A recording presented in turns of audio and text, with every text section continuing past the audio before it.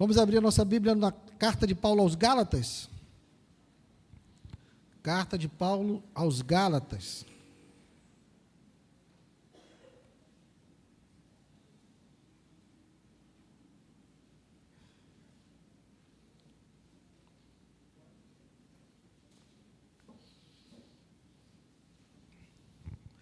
Gálatas capítulo 3. Nós vamos ler do verso 23 do capítulo 3 até o verso 7 do capítulo 4.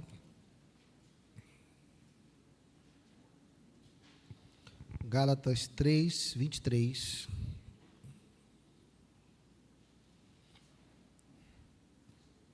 Todos encontraram? Gálatas 3, 23. Escuto o barulho de folhinhas ainda.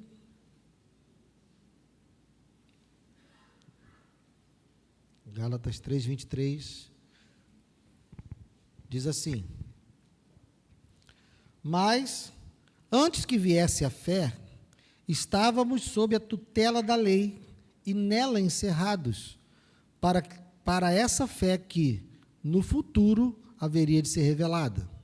De maneira que a lei se tornou o nosso guardião para nos conduzir a Cristo, a fim de que fôssemos justificados pela fé. Mas, agora que veio a fé, já não permanecemos subordinados ao guardião, pois todos vocês são filhos de Deus, mediante a fé em Cristo Jesus. Porque todos vocês foram batizados em Cristo, de Cristo se revestiram. Todos vocês que foram batizados em Cristo, de Cristo se revestiram. Assim sendo, não pode haver judeu nem grego, nem escravo nem liberto, nem homem nem mulher, porque todos vocês são um em Cristo Jesus. E se vocês são de Cristo, são também descendentes de Abraão e herdeiros segundo a promessa. Digo, porém, o seguinte: durante o tempo em que o herdeiro é menor de idade, em nada difere de um escravo, mesmo sendo o senhor de tudo.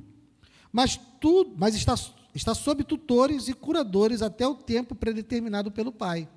Assim também nós, quando éramos menores, estávamos escravizados aos rudimentos do mundo. Mas quando chegou a plenitude do tempo, Deus enviou o seu Filho, nascido de mulher, nascido sob a lei, para resgatar os que estavam sob a lei, a fim de que recebêssemos a adoção de filhos. E porque vocês são filhos, Deus enviou o Espírito de seu Filho ao nosso coração, e esse Espírito clama: Abba, Pai. Assim, você já não é mais escravo, porém filho, e sendo filho, também é herdeiro por Deus. Pai amado, obrigado, Deus, pela tua palavra. Fala conosco nessa noite, Senhor. Precisamos de ti. Que o Senhor possa nos abençoar, que o Senhor possa nos alimentar. Apesar de mim, Senhor, apesar das minhas falhas, apesar das minhas fraquezas, dos meus pecados, que o Senhor possa me usar nessa noite para falar com a tua igreja, porque nós precisamos de ti, precisamos da tua palavra e precisamos do teu poder para podermos viver nesse mundo, Senhor. Muito obrigado por tudo, em nome de Jesus, amém. Podem sentar, queridos.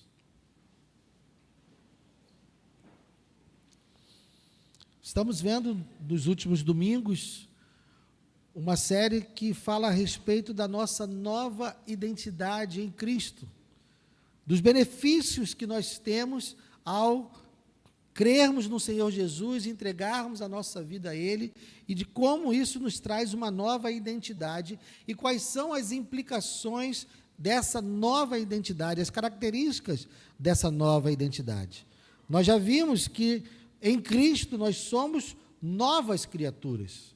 Tudo se fez novo, nós não fomos reformados, nós fomos recriados em Cristo e somos, então, algo totalmente novo, onde Deus fez do início. E nós, então, como novas criaturas, pelo poder de Deus, podemos andar em novidade de vida. Nós também vimos que, por conta de Cristo e em Cristo, nós somos perdoados e redimidos. Não recai mais sobre aqueles que estão em Cristo nenhum tipo de condenação. Então, a nossa identidade é de pessoas que são perdoadas e redimidas. não há que se preocupar com nenhuma acusação, porque nenhuma condenação há para aqueles que estão em Cristo Jesus. Hoje nós veremos um outro aspecto e um outro benefício da nossa nova identidade. Em Cristo, além de sermos novas criaturas, além de sermos perdoados e redimidos, nós somos filhos de Deus. Não somos apenas criaturas, nós somos filhos de Deus. E talvez alguém entre nós esteja se perguntando: que é isso, Guilherme? Mas todo mundo é filho de Deus? Não é. Deixe marcado aí em Gálatas e volte um pouquinho em João capítulo 1. João capítulo 1.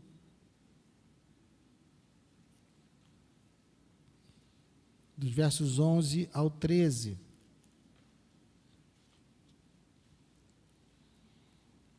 João, capítulo 1, versos 11 ao 13. Olha o que diz aí. Falando a respeito do verbo, falando a respeito de Jesus, da vinda de Jesus, João escreve, verso 11, veio para o que era seu e os seus não receberam. Está falando dos judeus, da sua família, do seu povo. Veio para o que era seu e os seus não receberam. Mas a todos quanto o receberam, deu-lhes o quê? O poder de serem feitos filhos de Deus, a saber, aos que creem no seu nome, os quais não nasceram do sangue, nem da vontade da carne, nem da vontade do homem, mas de Deus. Pode voltar lá para Gálatas. Então veja, para ser filho de Deus é necessário um poder. E é necessário, então, que se creia em Jesus, aqueles que o receberam, aqueles que creram em seu nome, então, após crerem em seu nome, receberam o poder de serem feitos filhos de Deus. Então, meu irmão e minha irmã, você que nos visita, você que está aqui nessa noite pela segunda ou terceira vez e nunca tinha ouvido falar disso, saiba, nem todo mundo é filho de Deus. Só os que creem no nome do Senhor Jesus. Então, quando falamos que a nossa identidade, a nossa nova identidade em Cristo traz um privilégio, é porque realmente é um privilégio. Deixar de ser uma criatura, deixar de ser um escravo, deixar de ser um inimigo, para sermos feitos filhos de Deus. Paulo escreveu essa carta aos Gálatas porque haviam falsos mestres infiltrados nessa igreja, das igrejas da região da Galácia. E esses falsos mestres estavam lá dizendo que os cristãos que não eram judeus, para poderem serem verdadeiramente aceitos diante de Deus, eles precisariam também obedecer à lei de Moisés, principalmente na questão da circuncisão e nos calendários, nas festas, mas principalmente na questão da circuncisão. Então, esses falsos mestres estavam tentando convencer os irmãos da Galácia de que somente crer no Senhor Jesus não era suficiente, porque todo aquele que não fosse judeu, para poder ser verdadeiramente aceito diante de Deus, precisaria se circuncidar e precisaria, então, cumprir a lei de Moisés, obedecer à lei de Moisés. Diante desses falsos ensinos, Paulo, então, escreve essa carta para dizer para eles com uma resposta clara: a salvação é somente pela fé. E a nossa nova identidade não depende de nenhum ritual e não depende de nenhum mérito humano. A nossa filiação, ela é resultado da graça soberana de Deus. Então, essa carta foi escrita para poder solucionar esse problema. Se você quiser ter uma visão completa da carta aos Gálatas, nós já fizemos uma exposição completa dela nas quartas-feiras, e tem lá no YouTube ou no Spotify para você ver. Mas vamos ao texto que nós lemos hoje.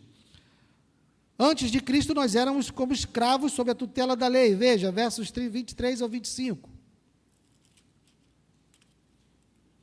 Mas, antes que viesse a fé, estávamos sob a tutela da lei e nela encerrados, para essa fé que no futuro haveria de ser revelada, de maneira que a lei se tornou nosso guardião, para nos conduzir a Cristo, a fim de que fôssemos justificados pela fé. Mas agora que veio a fé, já não permanecemos subordinados ao guardião. O que Paulo está nos dizendo aqui, nos ensinando aqui? Primeiro, você pode estranhar também a fala, né? Quando vier a fé, e agora que veio a fé. Paulo não está falando aqui que a fé só veio agora, ele está falando da fé da nova aliança em Cristo. Ele está falando da fé de Cristo. Por quê? Porque no contexto da carta, Paulo já nos lembrou que Abraão foi justificado pela fé. Então, não é que a fé tenha entrado apenas agora. Quando ele fala que antes que viesse a fé, ou agora que veio a fé, ele está falando da fé em Cristo, uma fé que é completa, porque já tem a revelação completa do plano de salvação de Deus. Então, a fé dos antigos, a fé do Antigo Testamento, era uma fé em algo que eles tinham como promessa, mas que ainda não tinham visto e não sabiam exatamente como era. Agora, na nova aliança, quando Paulo já está pregando que Cristo já veio, já viveu, morreu e ressuscitou, então, essa fé é uma fé que já sabe exatamente qual é o plano, já tem uma visão clara do plano de salvação de Deus. Então, é dessa fé que Paulo está falando. Então, Paulo está dizendo que enquanto essa fé clara, essa fé já identificada na pessoa de Cristo não chegava, eles estavam encerrados sob a tutela da lei. A lei, ela existiu para que o povo fosse, então, preparado para a chegada do Messias. O texto, que é aqui traduzido como guardião, poderia ser traduzido como aio ou como pedagogo. Está nos dizendo que a lei funcionou como para educar o povo. Então, a lei tinha 3 propósitos. O primeiro propósito da lei era revelar o pecado. Quando Deus coloca a sua lei e apresenta qual é o seu padrão moral, e apresenta qual é o seu grau de santidade, o quanto ele é santo, porque a lei apresenta o caráter de Deus, apresenta a santidade de Deus, diante desse conhecimento, o homem então descobre o seu pecado. Ele percebe, através da revelação da lei, que a sua própria vida, que a sua própria conduta não está de acordo com o padrão de Deus. Então, a lei nos mostra que nós somos pecadores. Então, essa é a primeira função da lei, revelar que eu e você somos pecadores, porque a nossa vida, o nosso padrão, está muito longe do padrão de santidade, do padrão moral do nosso Deus. Segunda, a lei também serviu para conter o mal, por isso que essa tradução como guardião também é boa, porque guardou de alguma forma, de algum nível, a sociedade de Israel. Por quê? Porque a lei também forneceu parâmetros de certo e errado. Então, embora haja pecado, embora haja desobediência, embora o ser humano em nenhuma medida vá atingir completamente o padrão de Deus, por meio da lei, essa noção de certo e errado, havia um padrão para que a sociedade pudesse se balizar. Então, acaba, de alguma forma, refreando o mal, embora não detenha o mal completamente, a lei refreou o mal para que ele não se manifestasse com toda a sua potência. E a terceira função da lei é justamente nos conduzir a Cristo. Por quê? Se ao olharmos para a lei, encontramos a verdade de que nós não cumprimos a lei, e por não cumprirmos a lei, somos merecedores de punição e merecedores de morte, então nós precisamos nos voltar para Deus e dizer: me salve. Porque se o padrão é esse, se é isso que eu preciso fazer, então eu preciso ser salvo, porque eu não consigo fazer.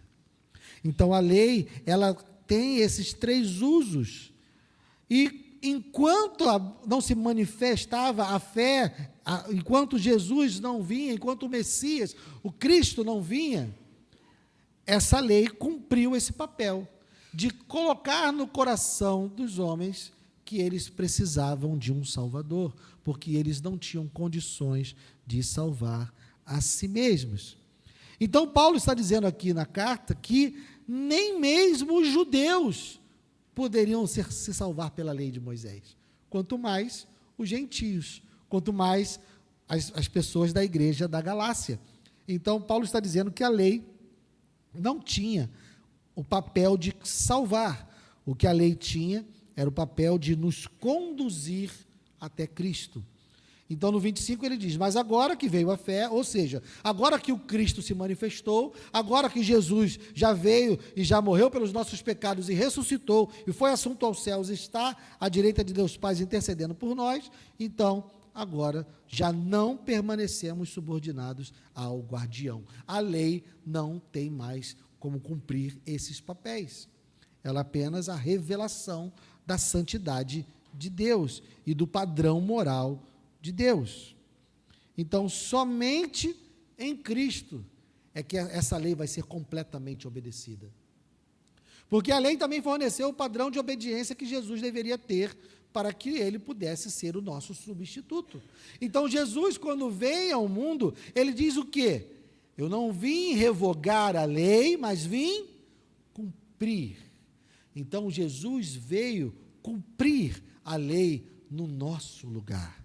Nós não conseguiríamos cumprir a lei, então ele vem e cumpre toda a lei em nosso lugar. E ele não cumpre a lei somente com a sua vida, ele também cumpre a lei com a sua morte. Por quê?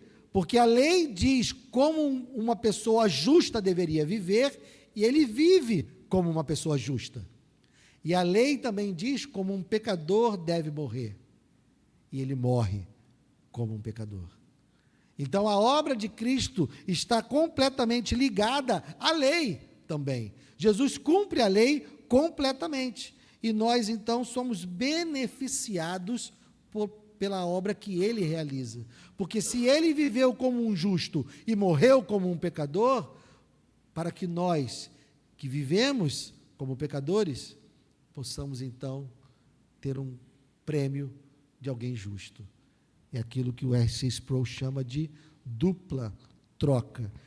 Então, nós falamos da lei, agora vamos falar da nossa nova condição. A lei não foi dada, e a lei, ela estava aqui com um papel, mas não era o papel de nos salvar. Então, agora, nós vamos falar de como Deus nos torna seus filhos, versos 26 ao 29. Pois todos vocês são filhos de Deus, mediante o quê? A fé em Cristo Jesus. Porque todos vocês que foram batizados em Cristo, de Cristo se revestiram. Assim sendo, não pode haver judeu nem grego, nem escravo nem liberto, nem homem nem mulher, porque todos vocês são um em Cristo Jesus. E se vocês são de Cristo, são também descendentes de Abraão e herdeiros segundo a promessa.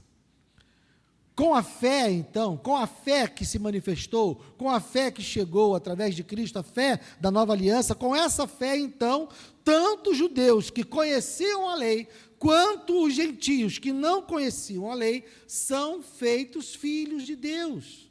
Pela fé em Jesus, todos são feitos filhos de Deus. Não é por mérito, não é por desempenho, não é por privilégio de nascimento. Ser filho de Deus é algo que se recebe pela fé. E todo aquele, então, que crê na obra de Cristo, todo aquele, então, que confia na obra de Cristo, se arrepende dos seus pecados e confia na obra de Cristo como salvação para os seus pecados, como lugar de perdão para os seus pecados, então essas pessoas são revestidas de Cristo. Paulo está usando uma expressão aqui, como se você estivesse realmente se vestindo com uma roupa, como se você estivesse se cobrindo de Cristo. Então, quando estamos revestidos de Cristo, diante de Deus, acabam todas as distinções. Não há mais que se falar de judeu ou grego, não há mais que se falar de homem ou mulher, não há mais que se falar de escravo ou livre. Por quê? Porque quando Deus olha para a comunidade da fé, o que ele enxerga é Cristo. Deus, quando olha para você, ele enxerga a Cristo. Porque todo aquele que crê, se revestiu, todo aquele que foi batizado em Cristo, de Cristo se revestiu. Então agora o Pai, quando olha para nós, ele não enxerga mais aquele Guilherme feião, cheio de pecado. Ele olha e enxerga a Cristo, pela graça, pela misericórdia dele. Então essas distinções terminam, não há classes de pessoas, não há graus de pessoas, não há privilégio de ninguém, todos vão ser recebidos diante de Deus indistintamente se estiverem em Cristo, porque todos estão em Cristo, são um em Cristo. Ele fala isso no final do verso 28, né? Assim sendo, não pode haver judeu, nem grego, nem escravo, nem liberto, nem homem, nem mulher. Por quê? Porque todos vocês são um em Cristo Jesus. Então, sendo um em Cristo Jesus, nós fomos incluídos na descendência de Abraão. Porque Jesus é da descendência de Abraão, da tribo de Judá, da linhagem de Davi. Então, nós, quando somos revestidos de Cristo, nós também estamos na descendência de Abraão, da tribo de Judá, da linhagem de Davi. Nós somos descendentes de Abraão, filhos da promessa. Então, nós somos feitos filhos de Deus pela fé. Deixamos, então, de ser escravos. Nós fomos redimidos da escravidão para podermos viver como filhos. Capítulo 4, a partir do verso 1. Digo, porém, o seguinte: durante o tempo em que o herdeiro é menor de idade, em nada difere de um escravo, mesmo sendo senhor de tudo, mas está sob tutores e curadores até o tempo pré-determinado pelo pai. Assim, também nós, quando éramos menores, estávamos escravizados aos rudimentos do mundo. Mas quando chegou a plenitude do tempo, Deus enviou o seu filho, nascido de mulher, nascido sob a lei, para resgatar os que estavam sob a lei, a fim de que recebêssemos a adoção de filhos. Agora Paulo está fazendo uma outra analogia. Paulo agora vai falar a respeito de um herdeiro menor de idade. Esse herdeiro, sendo menor de idade, ele não tinha acesso à sua herança, embora legalmente tudo pertencesse a ele. É dele, por lei é dele. Mas por ele ser menor de idade, ele está debaixo de tutores, de curadores, de pessoas que foram encarregadas de cuidar dos bens dele, mas ele próprio não difere muito de um escravo, porque ele não consegue exercer a sua vontade. Ele está debaixo de uma tutela. Então, Paulo diz que os judeus estavam assim. Sempre que você ler esse texto, você vai perceber que ele vai variar entre nós e vocês, né? Ele vai, aqui no caso, quando ele diz, assim, no verso 3, assim também nós, quando éramos menores, estávamos escravizados aos rudimentos do mundo. Mas, quando ele vai falar, no verso 6, e porque vocês são filhos. Então, quando Paulo fala nós, ele está falando dos judeus. Quando ele fala vocês, ele está falando de todos, tanto judeus quanto os da Galácia, os gentios. Então, aqui Paulo está dizendo e trazendo um novo exemplo de como a lei o tutelava. Ele está dizendo que quando eles eram menores de idade, ou seja, antes da vinda de Jesus, eles, embora fossem donos das promessas que Deus havia feito, embora eles realmente tivessem a posse legal daquilo que Deus prometeu por meio deles, eles eram menores de idade. e então estavam encerrados debaixo da tutela da lei. Novamente, a lei como tutor, a lei como um pedagogo, a lei como alguém que estava ali para cuidar, para ser um guardião deles. Mas, no verso 4, ele diz: quando chegou a plenitude do tempo, ou seja, quando Deus determinou no seu tempo, quando chegou o tempo de Deus, o tempo ideal, o tempo do cumprimento, Jesus veio. Jesus veio debaixo da lei, para que pudesse resgatar os que estavam sob a lei. Então, Jesus vem debaixo da lei, cumpre a lei e conquista o mérito. Jesus conquistou o mérito. Ele, sendo 100% homem, sem nenhum tipo de trapaça ou hack, né, como dizem os jogadores de videogame hoje, ele, sem nenhum tipo de subterfúgio, como 100% homem, ele vem e vive uma vida perfeita e cumpre a lei de Deus perfeitamente em obediência total. E ele então conquista o mérito. Mas ele, ao invés de usufruir desse mérito, ao invés de se tornar detentor desse mérito, ele nos dá, e então nós somos resgatados da lei, porque nós não cumprimos a lei, porque nós não obedecemos a lei. Então ele leva sobre si o castigo que é nosso e nos dá o mérito que é dele. Então nós, por causa dessa obra, por causa de Cristo ter vindo e feito isso por nós, nós somos adotados, verso 5, para resgatar os que estavam sob a lei, a fim de que recebêssemos, tanto judeus quanto gentios, todos aqueles que creem em Jesus, se revestiram de Jesus, todos, então, recebem a adoção de filhos. Todo aquele que crê no Senhor Jesus é resgatado da escravidão da lei e é adotado como filho. Então, a partir aqui dos versos 6 e 7, Paulo vai falar então do penhor que nós vimos na semana passada, vai falar então da herança, versos 6 e 7. E porque vocês são filhos, Deus enviou o Espírito de seu Filho ao nosso coração. E esse Espírito clama: Abba, Pai. Assim, você já não é mais escravo, porém filho. E sendo filho, também é herdeiro por Deus. Mais do que uma nova certidão de nascimento, mais do que você tirar uma nova carteira de identidade, mudando ali a filiação, nós recebemos o Espírito de Cristo. Habita nos filhos de Deus o próprio Espírito de Deus. Como um privilégio, o Espírito consentiu em habitar em mim e em você.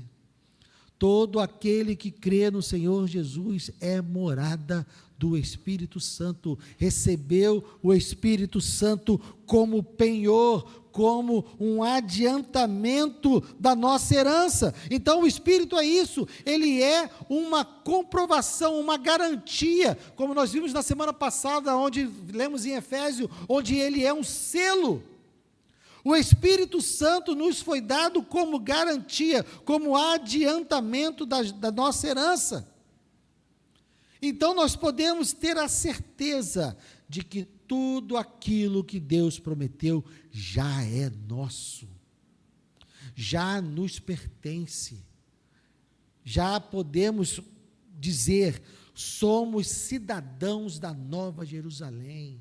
Já podemos dizer: não sou cidadão desse mundo, não pertenço a esse mundo, sou embaixador do reino de Deus, porque Ele me tirou, Ele me comprou, Ele me resgatou da escravidão do pecado. É a Ele que nós pertencemos, é ao reino dEle que nós pertencemos, é do reino dEle que nós somos embaixadores. Você é filho de Deus, se crê no Senhor Jesus. Você é nova criatura, se crê no Senhor Jesus. Você teve os seus pecados totalmente perdoados, e você foi redimido se você crê no Senhor Jesus. É isso que Deus diz que você é, através da sua palavra. Essa é a sua identidade. Não importa o que digam a seu respeito, não importa o que o seu coração diga a seu respeito, não importa as acusações que você possa ouvir a seu respeito, você é filho do Deus Altíssimo, pelo poder da fé, pela graça de Deus, e isso não vai mudar, porque o nosso Deus nos fez isso graciosamente. Não foi nada que nós fizemos, não é nada que nós vamos fazer, é algo que Ele fez, é uma obra realizada por Ele, para nós. Como eu sempre digo, teve custo altíssimo, o custo da vida do seu filho, do sangue do seu filho, mas para mim e para você, é de graça. Não é uma graça barata, porque foi comprada com alto preço, mas para nós é de graça, porque o nosso Deus é um Deus gracioso, como lemos no Salmo, Ele é tardio em irar-se, Ele afasta de nós, tão longe quanto está o Ocidente do Oriente, assim Ele afasta de nós as nossas iniquidades. Então, quais são as aplicações diante desse texto? Quais são as verdades e quais são as práticas que nós podemos tirar desse texto? Primeiro, não viva com medo. Eu conheço cristãos e já converso com cristãos, que quando eu falo da volta de Cristo, eu já ouvi cristãos dizendo, não, eu acho que eu ainda não estou pronto para a volta de Jesus. Eu não sei se Jesus voltasse hoje, eu iria para o céu. Eu falei, meu irmão, é pela fé. Se você não sabe, é porque você não tem fé. Creia, não tenha medo, anseie pela volta de Jesus. Busque, clame pela volta de Jesus. Nós podemos pensar na volta de Jesus como algo mais à frente, por quê? Porque queremos que Ele salve mais alguém, porque que Ele alcance a nossa família, que Ele alcance os nossos filhos, que Ele alcance os nossos pais, pessoas queridas. Talvez isso porque Paulo, lá em Filipenses, ele fala dos conflitos que ele tem a respeito, né? Seria melhor que eu fosse estar com Deus. Mas ele sabia que ainda havia algo a realizar aqui. Então, por causa da igreja, ele sabia que ia ficar. Mas Paulo não tinha temor algum de morrer, porque ele sabia que ia encontrar com Deus e que estaria com Deus, não por causa da sua atuação, não por causa da sua performance. Ele sabia que estaria com Deus, porque Deus graciosamente deu a ele o título de filho. Então, meu irmão e minha irmã, se você crê, você é filho. Mesmo diante de todas as bobagens que nós já pensamos hoje e já fizemos hoje. Porque o preço de todos os nossos pecados foi pago na cruz. Então não tenha medo. Se você está em Cristo Jesus, você é cidadão dos céus. Segunda, todas as diferenciações foram abolidas. Não há entre nós nenhum privilégio, sabe por quê? Porque a lei nos nivelou por baixo. Diante da lei do Senhor, lembra que o papel da lei era revelar o nosso pecado? Diante da lei, diante da revelação da lei, todos os seres humanos do planeta foram nivelados por baixo. A lei nos joga todos no chão, porque somos todos pecadores. Não há nenhum de nós que possa se levantar e buscar alguma glória para si. Não há ninguém entre nós, no mundo inteiro, que possa se sentir superior a ninguém, porque a lei diz que todos nós somos pecadores e dignos de morte. Então, se todos nós fomos nivelados por baixo, quando recebemos a fé, quando nos arrependemos dos nossos pecados e nos aproximamos de Cristo, todos nós também somos revestidos de Cristo. Então não há entre nós nenhuma distinção. Não importa a sua origem, não importa a sua classe social, não importa o quanto você já sofreu, não importa o quanto você já pecou, não importa como a sua vida foi, nada importa. O que importa é que em Cristo você é uma nova criatura, em Cristo você é perdoado e redimido, e em Cristo você é filho de Deus. Sem distinções. Não há judeu, nem grego, nem escravo, nem livre, nem homem, nem mulher. Todos estão apresentáveis diante de Deus. Não há ninguém que não possa ser alcançado por essa graça. Não há ninguém que tenha ido tão longe, que tenha pecado tanto, que não possa ser alcançado pela obra da cruz. Da mesma forma que não há ninguém que seja bom e que não precise da obra da cruz. Todos nós fomos encerrados na necessidade da salvação da cruz. Então não há distinções entre nós. Terceiro, você é livre. Você é totalmente livre. Livre da condenação do pecado, livre das acusações do diabo, livre da escravidão do desempenho, porque a escravidão do desempenho, e você já deve ter conhecido pessoas assim, que vivem sobre uma opressão, achando que todos os dias precisa fazer algo para conquistar algo de Deus, que vivem buscando e amedrontados e sempre querendo fazer algo para ser aceito diante de Deus.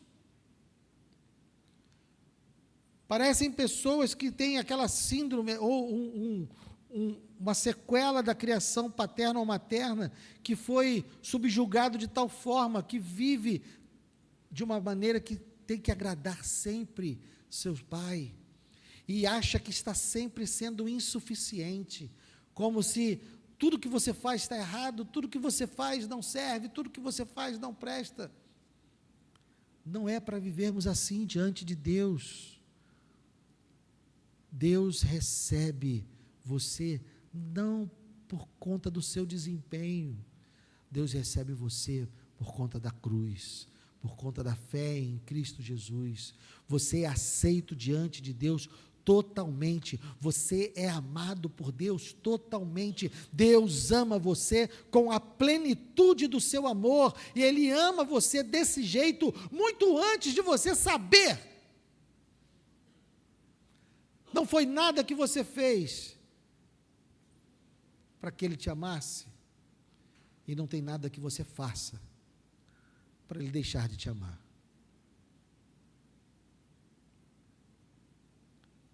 Confie nele, descanse nele,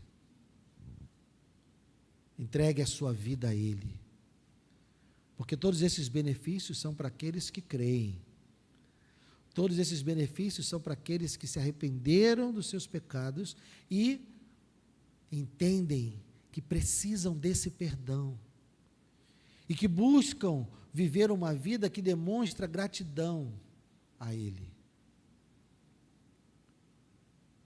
Então se aproprie disso, descanse no Senhor, saiba que você é totalmente livre. Conversava com um amigo na faculdade, e um amigo ateu, que infelizmente tirou sua própria vida alguns anos depois, não foi alcançado pelo Evangelho.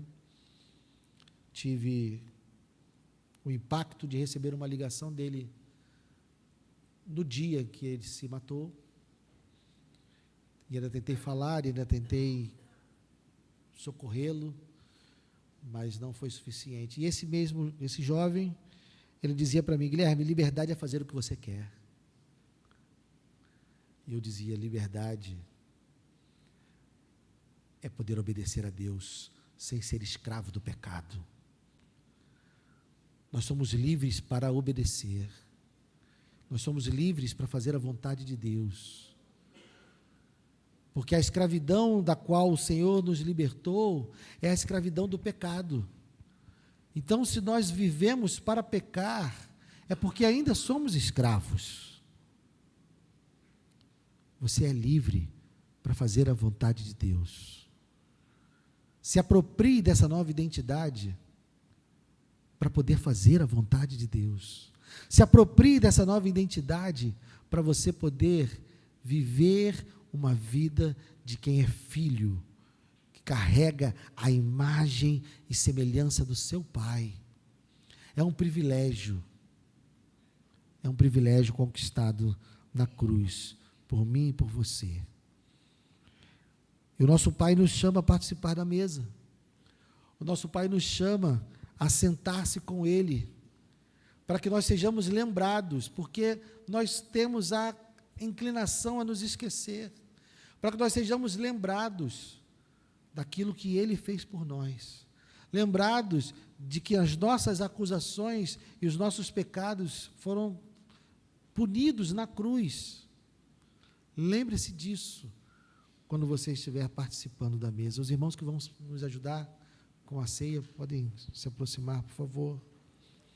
Pai amado, obrigado, Senhor. Obrigado por obra tão maravilhosa. Obrigado, Deus, por um legado, por uma herança tão maravilhosa. Porque nós não merecemos absolutamente nada disso. Nós não temos em nós nenhuma justificativa para termos tão grande privilégio de pertencer a Ti. Mas quando olhamos para esse privilégio, quando olhamos para o que o Senhor fez, oh Deus, nós só podemos agradecer, só podemos dizer: Senhor, queremos viver uma vida que Te agrada, queremos viver uma vida de obediência, porque o Senhor nos libertou do pecado. Nós não somos mais escravos do pecado, nós somos livres, Senhor, porque o Senhor nos libertou, e nós queremos viver uma vida de pessoas livres, verdadeiramente uma vida de pessoas livres. Que a nossa conduta, que o nosso viver seja um viver de pessoas livres, não como o mundo acha que é ser livre, mas como a Tua palavra nos mostra a verdadeira liberdade. Ajuda-nos, Senhor, ajuda-nos. Tira do nosso coração todo medo, tira do nosso coração toda a tentativa de merecer aquilo que o Senhor nos deu, tira de nós toda a tentativa de sermos dignos daquilo que o Senhor nos deu. A nossa obediência, Senhor, não é para alcançarmos mérito, a nossa obediência é para demonstrar gratidão. A nossa obediência é para demonstrar reconhecimento de quem Tu és. A nossa obediência é para louvar e engrandecer o Teu nome, porque o Senhor é digno disso. Obrigado pela mesa, Senhor. Obrigado por esses elementos que apontam para a obra do Teu Filho. O pão, o suco de uva, que apontam para o corpo e para o sangue do Teu Filho, que foram entregues por nós. Muito obrigado por nos permitir assentar à mesa contigo